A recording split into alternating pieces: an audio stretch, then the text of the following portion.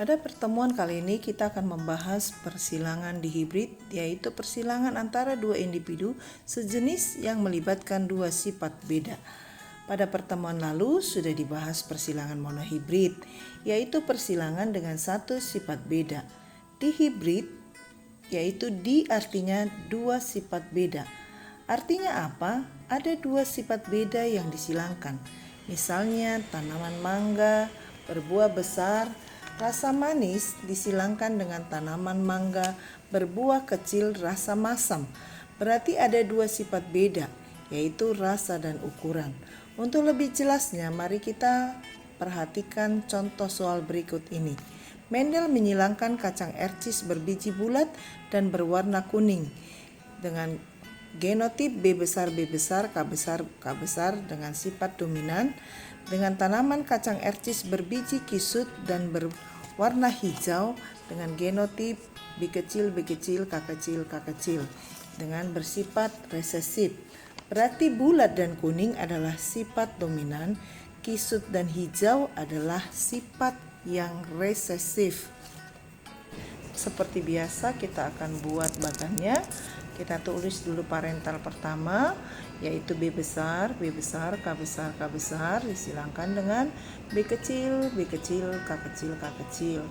Nah, fenotipnya adalah bulat kuning dengan kisut hijau. Nah, selanjutnya kita akan menentukan gametnya. Maka kita akan menerapkan hukum Mendel yang kedua, yaitu hukum asortasi. Kita akan menyatukan gamet yang berbeda secara acak. Nah, kita perhatikan B besar, K besar, maka gamet yang terbentuk adalah kita akan satukan yang B besar dengan K besar. Kemudian yang kedua B besar dengan K besar juga. Yang ketiga B besar dengan K besar juga. Kemudian yang keempat B besar dengan K besar juga. Karena semuanya sama, maka cukup kita tuliskan satu saja B besar, K besar. Nah, selanjutnya individu yang berikutnya B kecil, K kecil, maka yang pertama adalah B kecil, K kecil, yang kedua juga dihasilkan gametnya B kecil, K kecil, yang ketiga B kecil, K kecil, dan yang keempat B kecil, K kecil.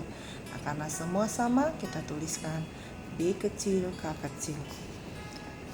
Nah, selanjutnya kita akan mencari F1 filial pertama atau keturunan pertama, yaitu kita satukan gametnya yang sudah terbentuk, yaitu B besar K besar dengan B kecil K kecil. Maka menyatukannya huruf yang sama kita satukan, tetapi yang ditulis lebih dahulu adalah huruf yang besar, sehingga akan terbentuk F1 B besar, B kecil, K besar, K kecil dengan fenotip bulat kuning. B besar mewakili bulat, B kecil mewakili kisut, tapi karena B besar sifat yang dominan, maka sifat yang tampak adalah bulat. K besar kuning, K kecil hijau, maka sifat yang tampak adalah kuning.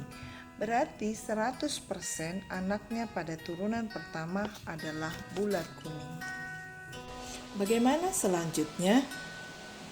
Parental kedua kita akan silangkan dengan F1 disilangkan sesamanya, di mana tadi genotipnya adalah B besar, B kecil, K besar, K kecil disilangkan dengan B besar, B kecil, K besar, K kecil dengan fenotip bulat kuning dengan bulat kuning.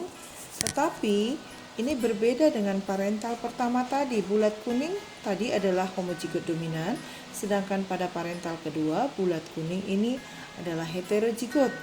Nah, bagaimana kita akan tentukan gamet masing-masing dengan menerapkan hukum Mendel yang kedua, yaitu hukum Mendel asortasi, dengan menyatukan secara acak dari genotip induknya. Kita perhatikan B besar bertemu dengan K besar, maka hasilnya B besar K besar. B besar bertemu dengan K kecil, hasilnya B besar K kecil.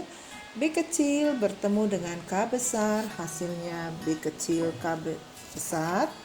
kemudian B kecil dengan K kecil, hasilnya adalah B kecil K kecil. Nah, karena keempat gamet berbeda, maka ditulis semua berbeda dengan gamet parental pertama tadi.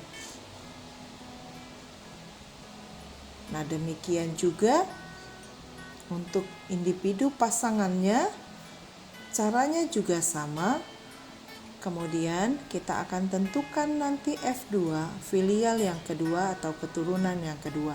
Agar lebih mudah kita akan membuat dalam bentuk tabel persilangan. Tadi telah kita dapatkan masing-masing 4 gamet dari kedua induknya.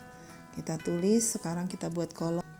Pertama, induk pertama kita tuliskan gametnya adalah B besar, K besar, B besar, K kecil, B kecil, K besar, B kecil, K kecil.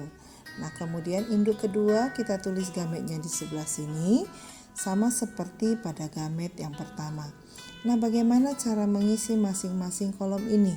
Kita akan lihat gamet di atas dan gamet di samping, kemudian kita satukan dengan menggabungkan jenis yang sama, tetapi dengan menuliskan huruf besar atau dominan terlebih dahulu, yaitu perhatikan ini kolom pertama B besar, K besar, K besar.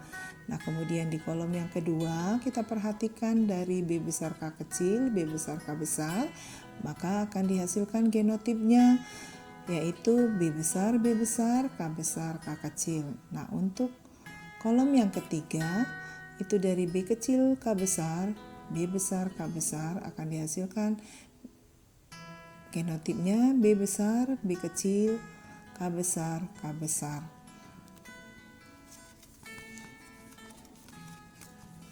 Nah, saya akan ingatkan kembali menentukan fenotip bahwa bulat adalah sifat dominan, kuning juga bersifat dominan.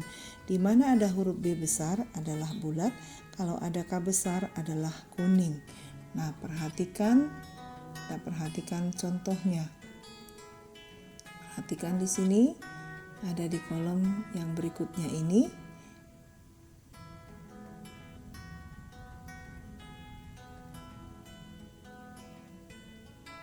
Nah, kolom 1 semua B besar, K besar, K besar. Kemudian di kolom yang ke-11 B kecil, K besar, K besar. Ini adalah kisut kuning. Kita akan menghitung sekarang berapa fenotip untuk bulat kuning. 1, 2, 3, 4, 5, 6, 7, 8, 9. Ada 9 bulat kuning. Kemudian kita hitung bulat hijau. Bulat hijau ada, perhatikan ada berapa? 1, 2, 3. Bulat hijau ada 3.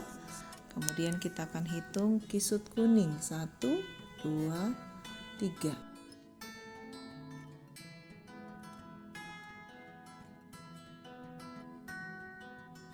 Yang berikutnya adalah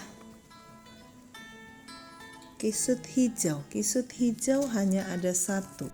Kita bisa lihat kesimpulan dari tabel persilangan tadi bahwa bulat kuning ada di kolom 1, 2, dan 5 dan seterusnya dengan jumlahnya ada 9. Kemudian bulat hijau ada 3 di kolom 6, 8, 14.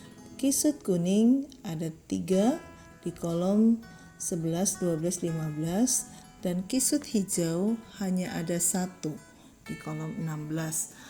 Sehingga diperoleh rasio perbandingan fenotip pada F2 pada persilangan dihibrid adalah 9 banding 3 banding 3 banding 1.